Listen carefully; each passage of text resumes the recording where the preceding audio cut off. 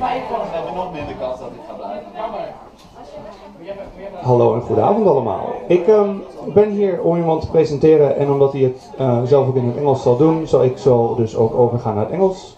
So, it is my delight and pleasure to introduce a great friend of mine from a reasonably far place away. He's going to do some spoken word poetry for you. I have Maslow.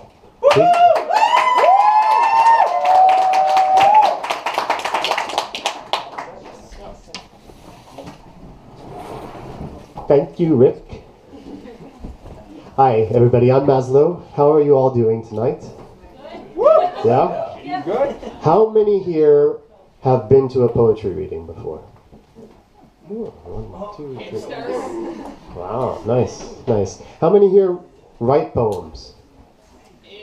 Ah, you all are lying because I know you write poems at Sinterklaas. I know. I've learned.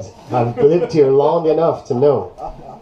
Right, so if you've never been to a poetry reading before, I'll give you kind of one, maybe two things that can help you enjoy yourself. I hope you enjoy yourself.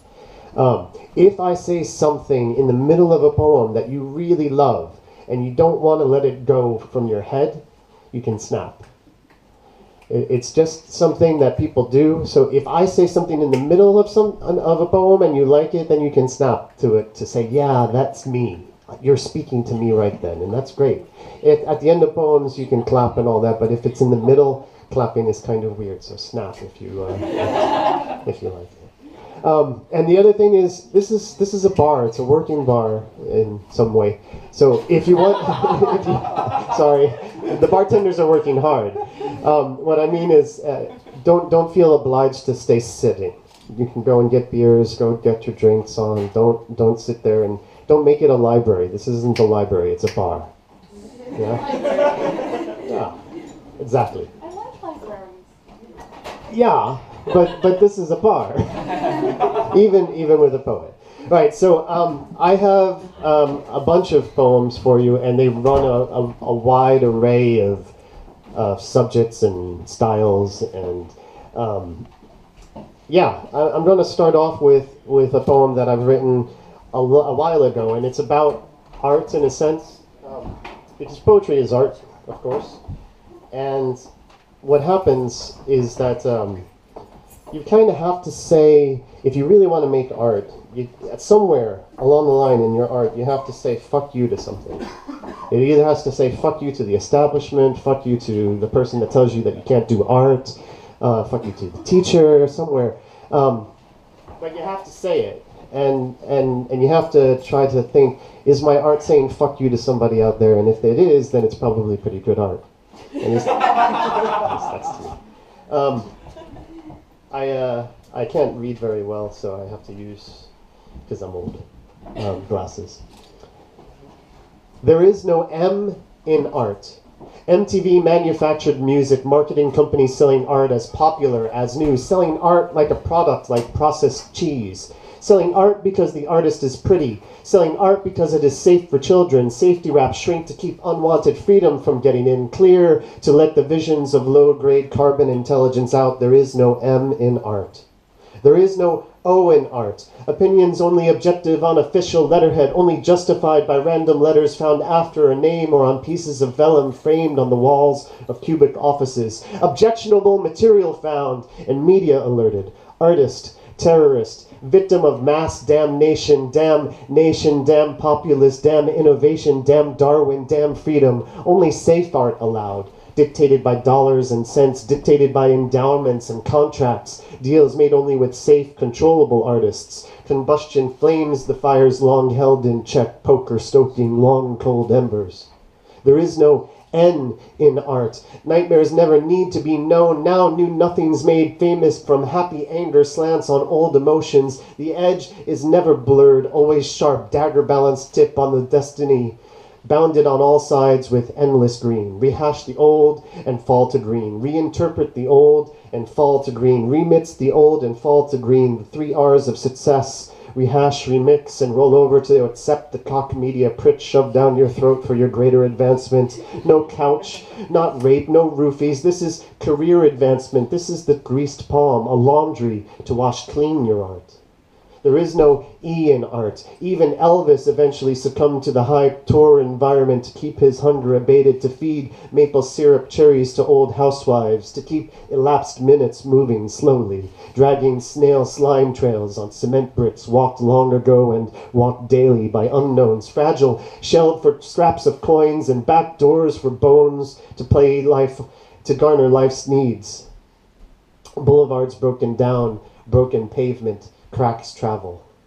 There is no why in art, no big philosophies questioned anymore, no theories, no new worlds, brave or old, nothing new, rehashed, retooled, regurgitated, pop menace eating pop's excrement. Don't be different, don't be unique, sound the same, sound similar, sound like yesterday's hits. There's no money in art, there's no money in art, there is no living to be made on the edge of civilization, resampled and purified by the conglomerates to repackage for the masses with dictated opinions, peer pressured at the human level and engineered using statistics and trends. If only all were as honest as the Spice Girls. There is no money in art. There is no money in art. There is no money in art. Thanks.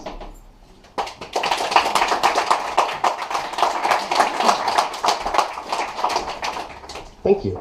So, yeah, so that's kind of the style that I do. I have a lot of like politically charged stuff that will hopefully make you think, oh, I like that, I get that. And then I'll have some love poems at some point because it's sort of like a Valentine's Day, right? So there has to be a poet with love poems. So one of the things so I've been writing poetry for a long time, and it's true I am from Texas, sorta. So I spent 10 years, 11 years in Texas, and I spent 10 of those years hosting poetry readings on a weekly basis, and I met incredible people and saw incredible things, and it was a great experience. But that is not where I'm from. I will never be a Texan. I cannot be, because Texans are very particular. I am originally from New York, and just outside of Queens. And that's where I started writing back in the late 90s, mid 90s, something like that. Yeah, the glasses don't give me away, the years do. It's funny, and I'll get to this in a few poems that I will read tonight. The things that I experienced, and the anger and the excitement and the challenges and the things that I wanted to change in this world 10 years ago, 15 years ago, they're still there. They're still there, and this is one of those things. And there will be another one later in the poem, later in my set. The teachers aren't teaching, and the scientists are scared. The teachers aren't teaching, and the scientists are scared. With an uneducated populace, we stomp combat boots forward through the present. With an undereducated populace, our leaders must dumb down their words to sound bites, turning language on its head, twisting meaning like battery cables. An undereducated populace is still capable of mob mentality. They can protest clinics and ignore prisons, and they want our youth. They want to mold them in their ideology, want to mire them in their inane tastes of convenient foods. The teachers aren't teaching, and the scientists are scared. The Big Bang is a lie and time is wasted. The Big Bang is a lie and all the world came from one word, one great big lie up in the sky, beyond the clouds, the ozone layer, the ionosphere, up there. Life came from up there, and the teachers aren't teaching. The scientists are scared that damnable evolution is just a theory. The mob wants you to believe this lie of a mission, and they want your kids to believe it too, because faith is stronger than science, because faith is equal to truth. The world is 10,000 years old, so dinosaurs are a myth. The universe is 10,000 years old, so the writings on the wall are fake. And if you aren't scared, if you aren't angry, if you don't see the danger of this purposeful ignorance, then what's going to happen when they come after you? Because the universe is only 10,000 years old, so astrophysics is a lie. The universe is only 10,000 years old, so geology is a lie. They harp that evolution is only a theory, though it's grounded in science. They say intelligent design is just another theory, but it's grounded in faith, and only some people's faith. This issue was uniquely American. The world is ahead of us. Even the Pope, frail, human, Catholic, has produced edicts that say that there's no reason for evolution and faith to be at odds, but in America, the teachers aren't teaching, and the scientists are scared. Thank you.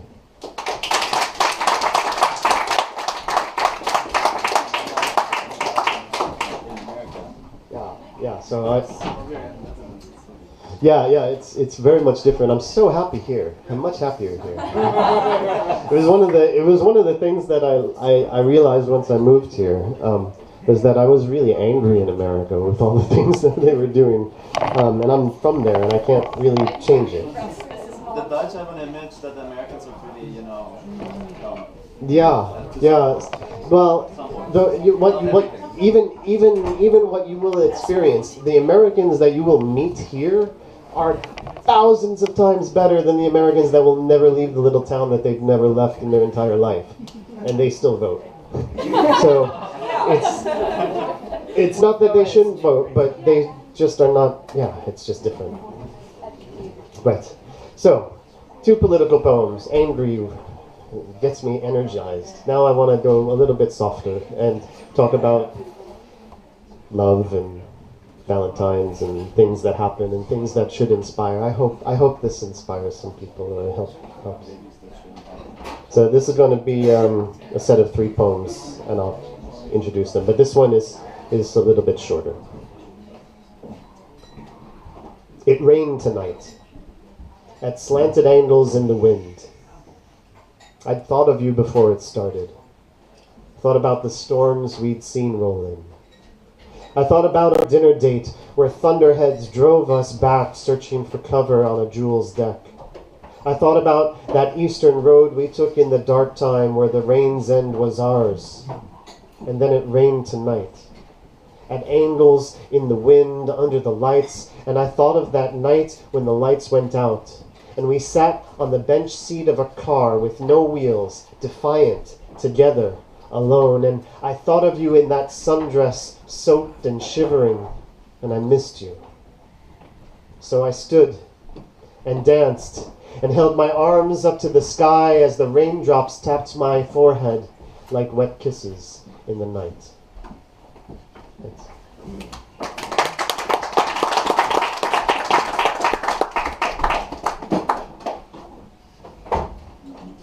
Right. This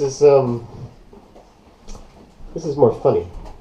This is a sort of a true story. It happened a long time ago. I was in Greece, and I was backpacking in Europe, and this happened. It was Greece, and I was dancing to the groove of the music, dancing with the lights of the club, that techno dance where the pulsing strobes make you look like a stop-motion diva. I had been there for days, dancing at the only club in town. They played all kinds of music. They played European pop and I danced. They played American pop and I danced. They played American hip-hop and I sat and watched as they rubbed their crotches and asses like a slow itch. I might dance badly, but at least I wasn't vulgar. They were 5 to 10 years younger than me. They spent the evenings drinking to get drunk, drinking to get fucked by some random partner passed out on the beach puking into the Mediterranean. They woke in the afternoon to drink more. I woke in the morning to greet the sun, and I awoke in the evening to dance. It was on that dance floor when she came to me. Her black curls tied against her scalp, she staggered up to me. She had seen me dancing, had watched me over the days. She was bold, grabs me, cradling my head. She kisses me, pushing her tongue into my mouth, tasting the Red Bull and vodka, sucking my energy. She kissed me in the middle of the dance floor. I couldn't swing my arms, they were trapped around her waist. I couldn't move my legs, they were locked against hers. I was that guy, and we were those people on the dance floor. It was a minute, an instant, that lasted a few moments, and then she was gone. Or so I thought. 2 days later, I was in Rome. Something wasn't quite right. My lips were chapped. My lips were chapped, and I didn't feel like I had a cold. I hadn't been licking banisters. I hadn't been rubbing my face with cat poop. My lips were chapped, and it wasn't cold outside. I wondered, and then I remembered I was dancing, and she kissed me. She had a lip thing. I had a lip thing. At the hostel, I ran into some girls who had been at the same island, who had stayed at the same place and danced at the same club. We got to talking. They asked me if I had the cough. I said no, but I had this lip thing, and they nodded their heads in understanding. The lip thing had an understanding, and I felt ill. Thanks.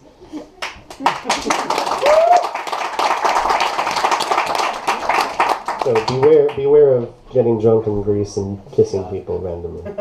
That's the moral of that story. Right. 2 short poems on love, or like scenes of love, ideas of love. Clothes, rumpled and crumpled in a pile, laying on the floor like landmines or anthills. Work. Another piece to pick up, clean up, another job to do. Never ending. Your clothes. The last remnant to linger in my home after you're gone. Holding your scent and a mental image of you here, wearing them, removing them. I think I'll let them be for now. I'll think of you each time I step over them. A caution sign on the floor to remind me of the smile that wouldn't break, of the breaths that ran fast from my chest, of the chaos that is love.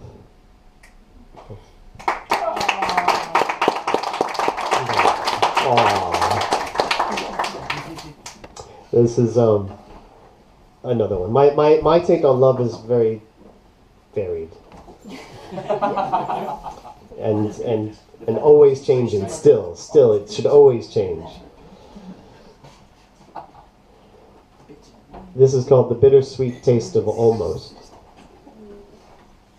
Love is infinite and exponential. You can approach it and get close, see it, taste it, touch it, but it takes a jump beyond the normal to reach it. The climb grows more difficult in time, so seek the simple, the benign, the linear. Reach for something with definition, with a calculable end, something down to earth. Love is dreams. Love is quantum mechanics. It is never caught when you look.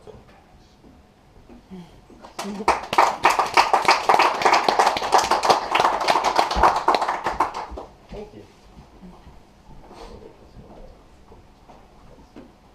I had a set list, but then there it is. Right. So far so good. I've actually remembered what I was going to do. So, yeah.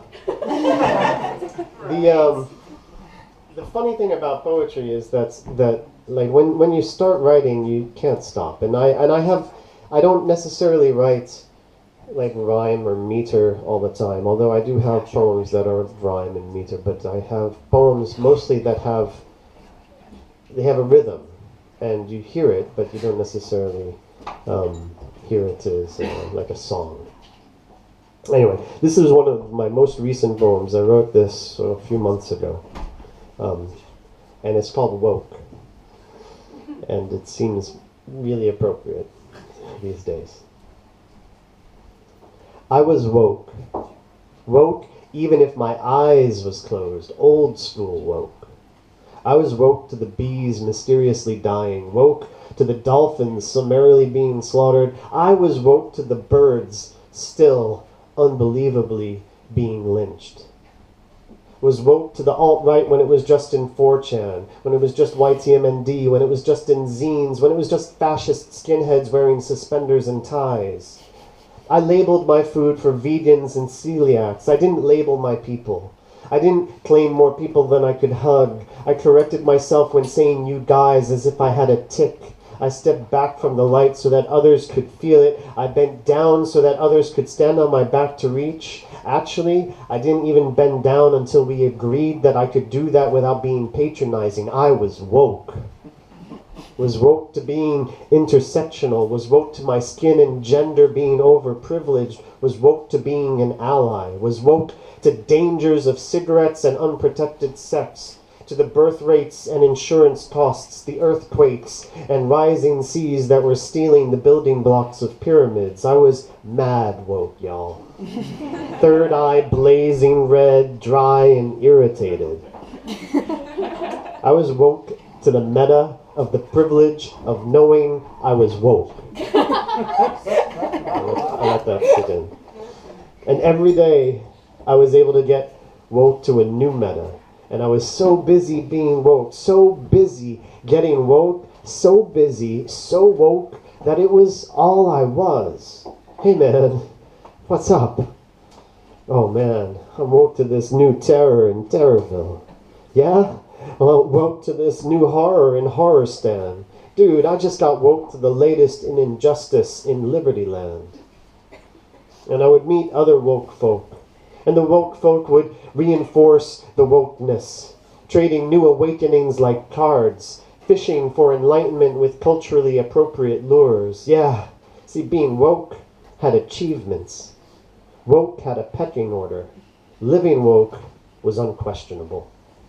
But, and if I can get to the next page. But being woke was somehow a more pure woke. Sure, getting woke in and of itself got surface respect. Living woke, you were an oracle. You can't simply walk in the shoes of an oracle to become one, even if they fit your feet. And living pure woke, you were a god. Old Testament, woke God. You defined the woke. You wrote the rules. And I realized being woke was just some gamification. You don't have to get woke. Don't play the game. Just be good, speak true, and love. You'll sleep better.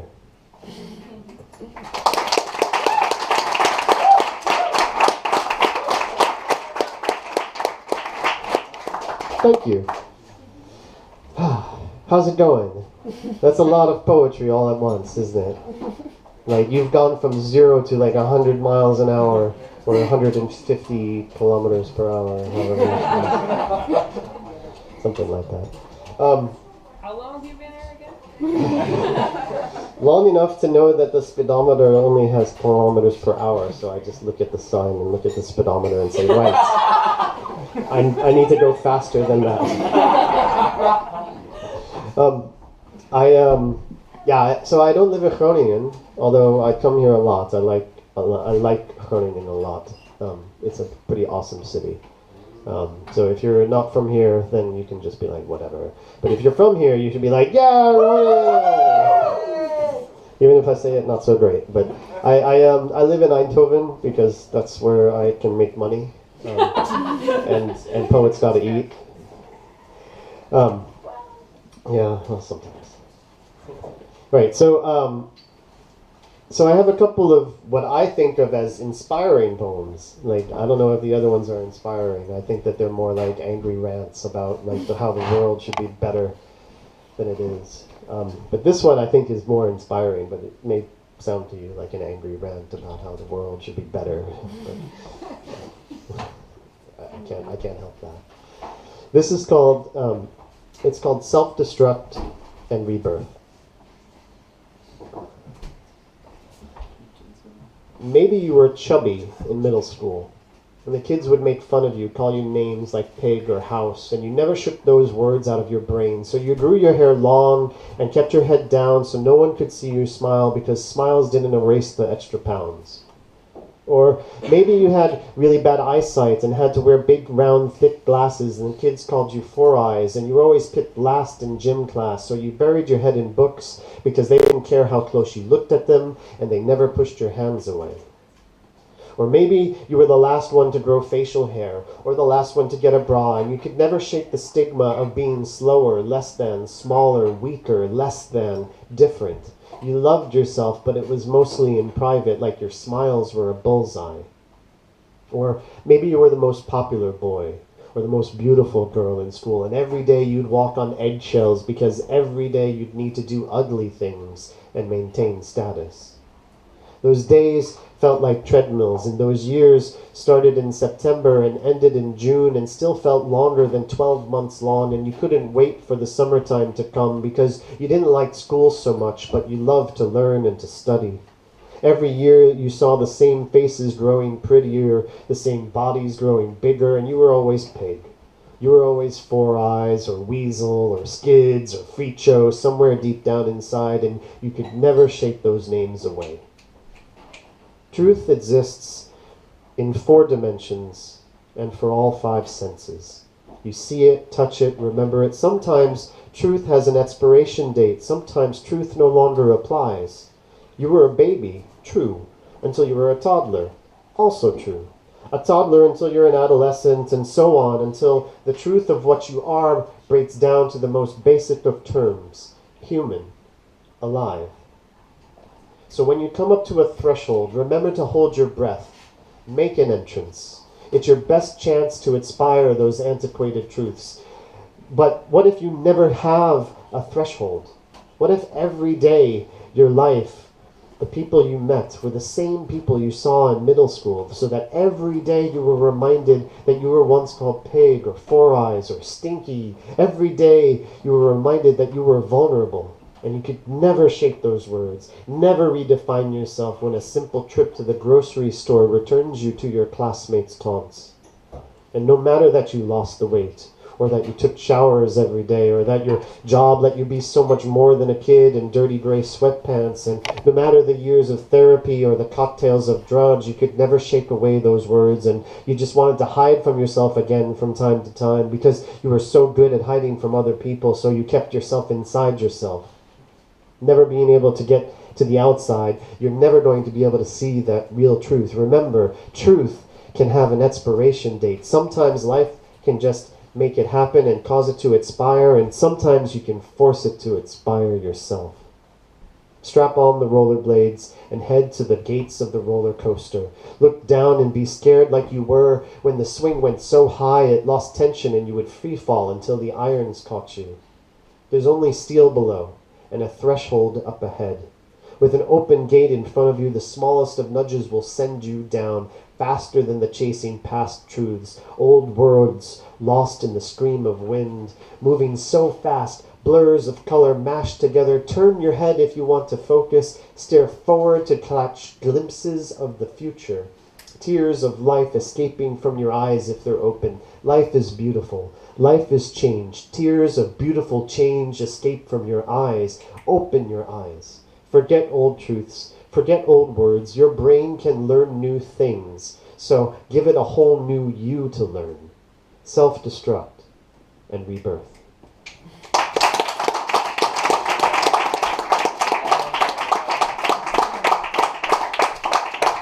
Thank you.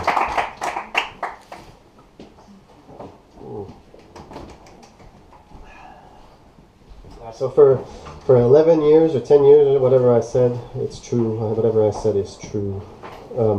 I hosted poetry readings, and I loved it. But I wouldn't have to read for an hour or 45 minutes. I would just get up and say, right, our next poet is going to be Bob. Bob! Yeah, but that's the extent of it. Maybe I read a poem or two, but not a full set. Right. Yeah. I once during that run, there was a Valentine's Day coming up, and I would host poetry readings on Tuesdays. Today's a Wednesday, but it would always be Tuesdays. And there was a Valentine's Day coming on a Tuesday, and so I said to the poets that were always coming, I said, you should do a poem about love, or let's say unrequited love. Let's do a poem about unrequited love for Valentine's Day, and we'll all come in and we'll do this all together. And like busy bees, they all listened to me for some strange reason. and we had this reading, and I wrote this, and they were all really angry with me. But that's okay. They came back. Small waves, cold in a winter's night, swish underneath a wooden pier. My footsteps, dampened echoes as fragile as the shadows cast by sodium lights fade into the soft background noise. Alone and staring into the perspective where the naturally whitened clouds moonlit over the ocean swirl overhead, you think of her, the gift she gave you, the love unrequited. I know how you feel. Love, unique and beautiful, has this common undertow when your heart lies split, where your heart lies vulnerable. White blood cells do not yield. This virus is human nature, although your mind wills them to fight, to bring your heart back inside, to protect you from the pain, this pain of realizing the truth. And so you wander, your mind fighting to keep alive the dreams, delusions of a life where love is simple, where love is a tomato, its juices dribbling down your neck, real and tangible. You understand, love is an answer to your questions. It is a healing that will shield your heart. It is a beautiful yellow flower in a field of grass. See, there is no love unrequited. Love doesn't need another person to love you back to be real. You can love a car, a house, a song, and it doesn't stroke your cheek or hold your head to its chest. Love is a bowl of soup when you are sick. Love is a hug of compassion when someone says goodbye. Displacing a rationale as to what love is. Love may not explode from the mind. It may be a pool underneath when the knife strikes true. Love is a smile when your eyes are closed. Your footsteps echo and your mind fights. This pain is real. There is something wrong here. Love hurts, but love doesn't hurt. Love is not a tomato. Love is this mist that surrounds your soul. The pain is not love. It is the pain of your soul pushing into the love that surrounds her, that protects her.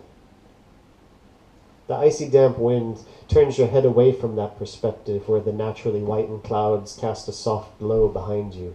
It dulls your senses, helping you fade away into the fragile shadow, a little fuzzy at the edges. Thank you.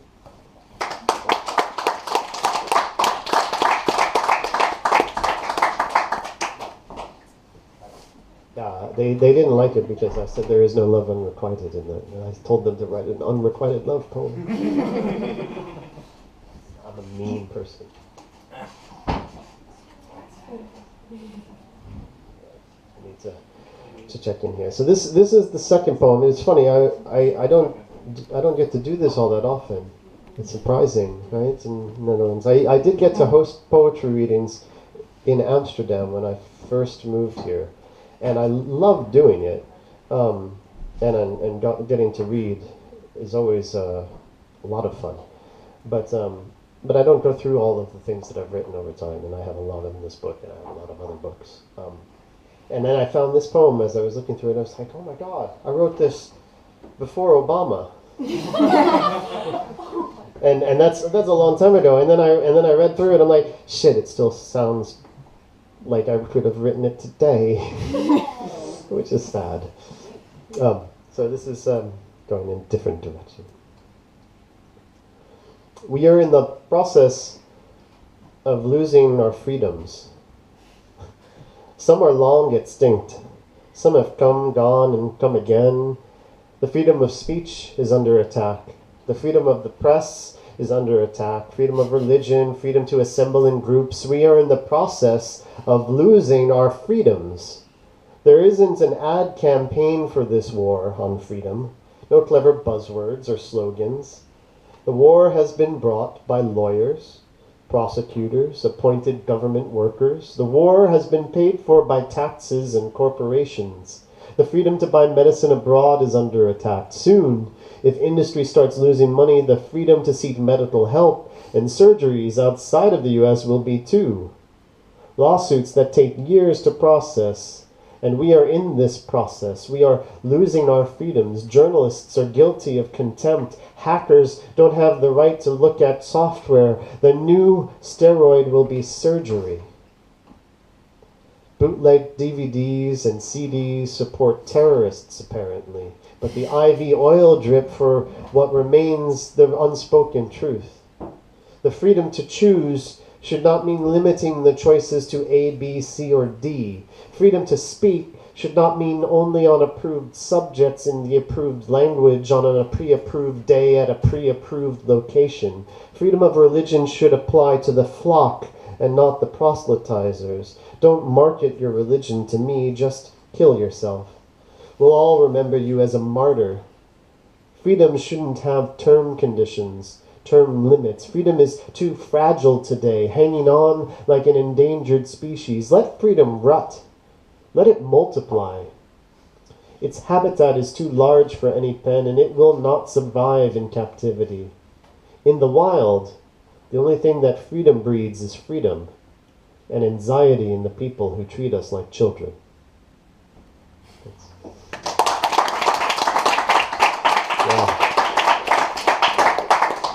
At some point I was like, I really shouldn't be so dark about all of these things. These are nice people, and I don't want to be all dark.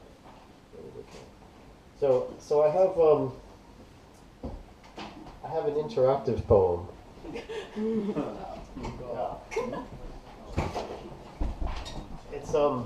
It's very short. Right, so I am going to ask you first. I want a number between 1 and 5. Two. Pi, yeah. Integer numbers only, please. Okay, 2. Thank you. I want a number between 1 and 4. 3. 4. Okay, 2 and 3. I want a number between 1 and 7. 6. So I have 2, 3, 6. I like this, how it's done. Okay, Rick, because you put me up here. I want a number between 1 and 7 as well. 7. 2, 3, 6, 7. Okay, here you are. This poem is called The Drunk Dial. And the reason why it's called The Drunk Dial is because, and the numbers are random things that drunk people say to people when they drunk dial them. Hello? Hey, I know I shouldn't be calling you, but I'm drunk. And I can't stop thinking about your soft touch. And maybe I could come over. I mean, I know it's been a long time since we fucked that one time. And I know that you've moved on and are remarried. And I know that I've moved on and fucked your sister. But I'm drunk. And this is your machine or your voicemail, and so I can be loud and profound and wax nostalgic about how I'm horny, and I still think about fucking you sometimes, and I miss it. Because I never stopped loving you. I shouldn't have called. Sorry. Thank you.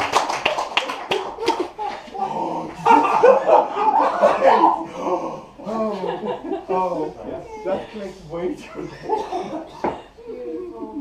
Yeah, you like that one. I should do more of those because really, we've all been there. Right. So I like good rock and roll metal music. Does anybody like metal? Ah, good.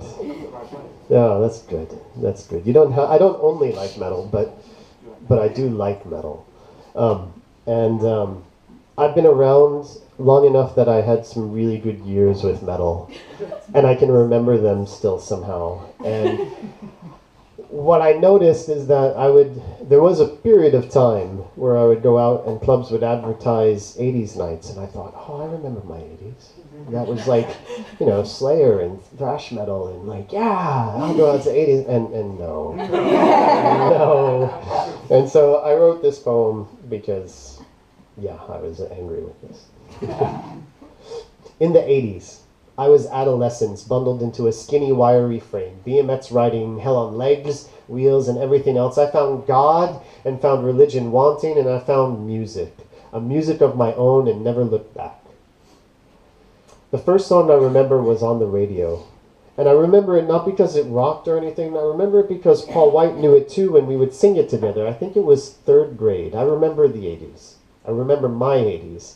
Pac-Man, Dig Dug, and thrash metal. In my 80s, there was no Morrissey, no fucking Cure or the Smiths. In my 80s, there was DRI, Megadeth, Anthrax, and Nuclear Assault. No Suzies or Joy Division. In my 80s, I remember punk, Dead Kennedys, Dead Milkmen, TSOL, and Mucky Pup. Not fucking Depeche Mode or Duran Duran or Power Station. I wasn't fucking human. I didn't need your fucking love. I was the man. I was so bad I needed detention. So shut up. I don't go out to clubs advertising 80s nights because it's never my 80s. Sure, I've heard the songs. I know that milky white skin looks hauntingly beautiful under black lights. I just don't see the appeal of dancing to music that makes you feel like slicing your wrists.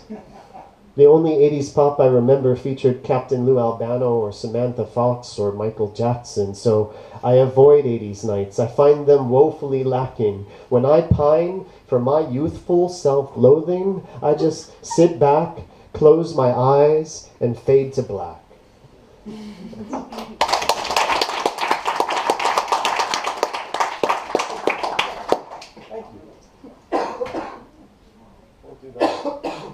How am I doing on time? Probably a lot of time. Oh, wow. That's pretty long. Let's see. 18 more minutes. 18 more minutes. That's a lot of... You've sat through a lot of poetry. You guys are fucking incredible. I mean, I was telling to Rick and others and anyone that would ever listen is that if you sit through a lot of poetry, it's hard. It's really tough. It's not like listening to music. And if you have a talented poet, which I think I am, it's better. But then you can also be at poetry readings for an hour where it's just machine guns of people that are getting up for their first time and they don't know how do I speak, and then they speak, or then they only do rhyming poems or thought poems about their cats or something. And then after a half an hour of it, you're like, Jesus, I need to get to a real bar. So I have, I think, 2 more poems that I want to do. So 45 minutes is pretty good. Maybe 2, maybe just 1. How many do you want? 2. 3.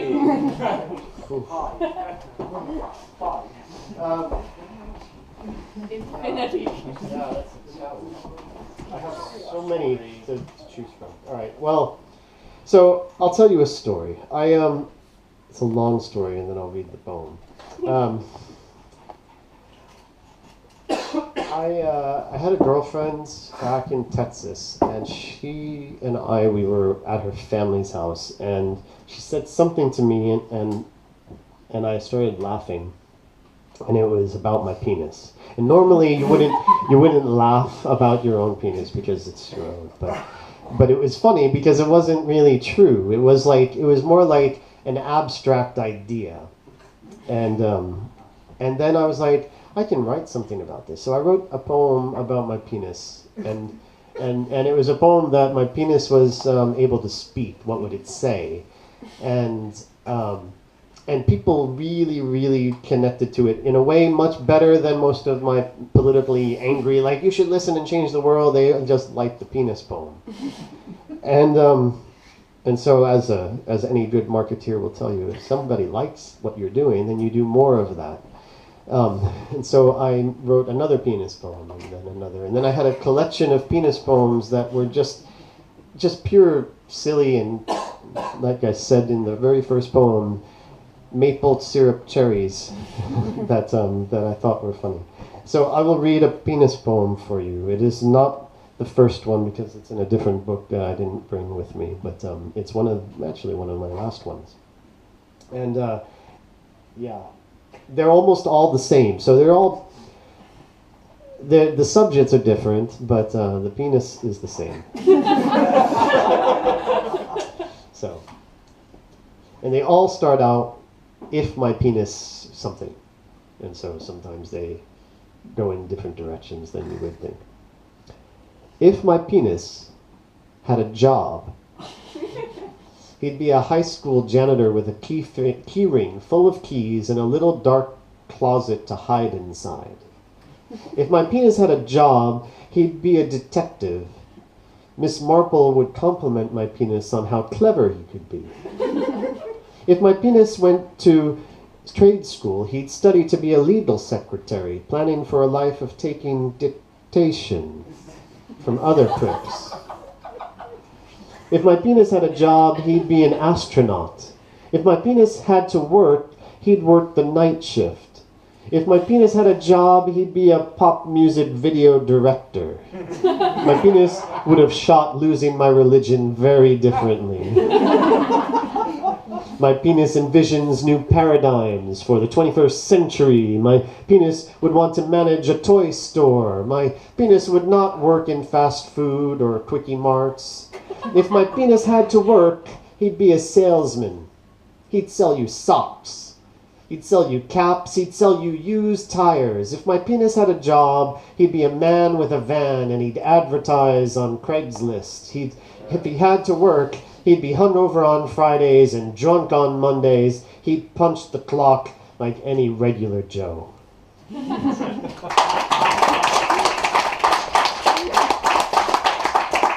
see. Just so that you know, I have. If my penis was from California, everything would be like totally right on, dude. My penis would have blue hair spiked into a fish fin and would be a longboarder riding the big waves. So I mean, it really went on and on and on. It's just, that's what she said? Anyone? You guys are slow. Right, so I will do my last poem. Sorry, guys. Yeah, it's good. This one took me a long time to write, and like a lot of poems come to me and I edit a long time, but this one took me a long time to even get the first draft down, and then the editing was also long.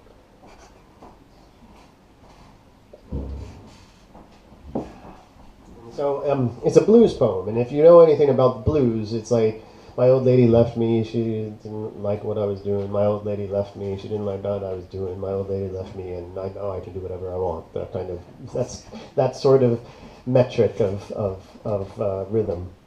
And this is a blues poem, and I call it Threadbare Blues. So, you can fool yourself easily enough.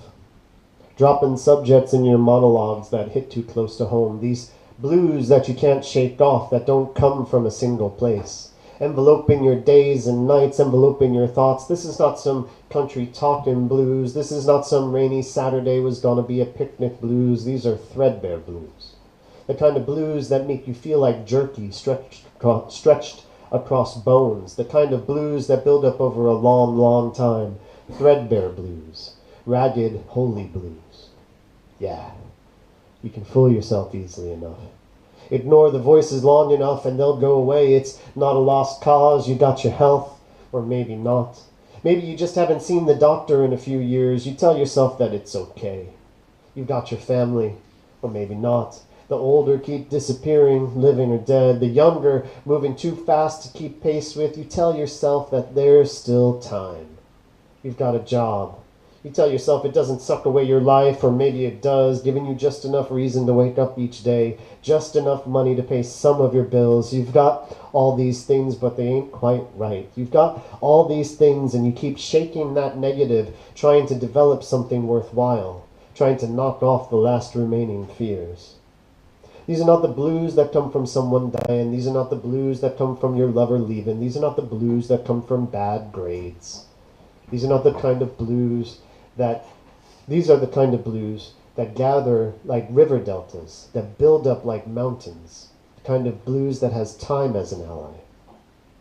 When you have so much to do but no motivation, when you have this anxious tick but can't seem to stay focused, where you have history flicking you behind your ear saying, don't forget me, don't forget the waste you've left trailing. This is the 40-mile-an-hour wind in your face as you walk. Pressed at 60 degrees, you push on. You hold your coat together or put your hands in your pockets, still moving forward. Still moving forward. That's what you tell yourself, that you're not done, that you're still going. The steps take a little bit more effort. You've got lead weights in your swim trunks. These are the blues that are going to wear you out, not some Hollywood quicksand blues that will suck you down. These are not the blues that come from someone dying. These are not the blues that come from your lover leaving. These are not the blues that come from bad days. These are not the blues of your dog running away. These are the blues that leave you defeated and tired. The kind of blues that make you resign. Threadbare can describe your ratty clothes, holes, frays, and all the dust and wear from time held in the fibers. Threadbare is also a state of mind. You're just hanging on to pieces that at least together matter. At least together they make something.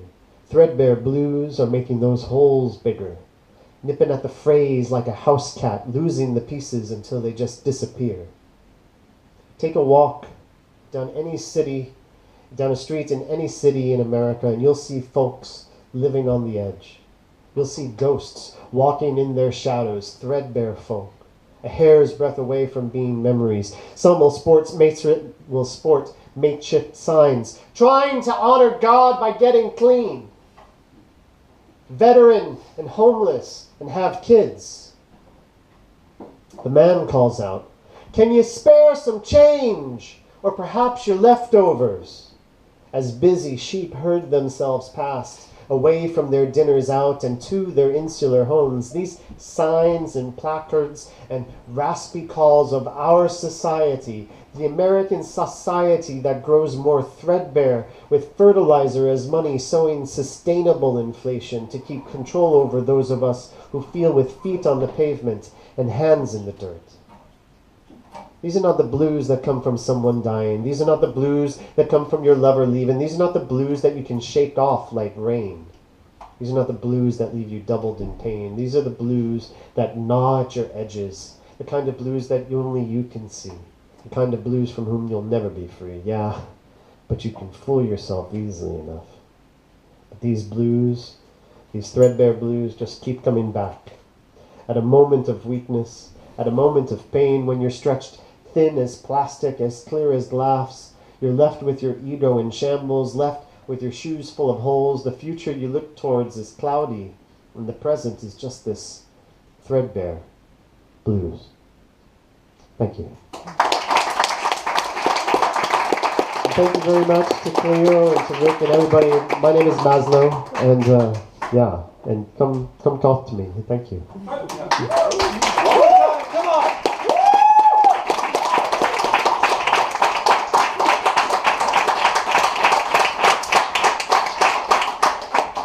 So sadly, we don't have more of this, but to deal with all the emotions we've got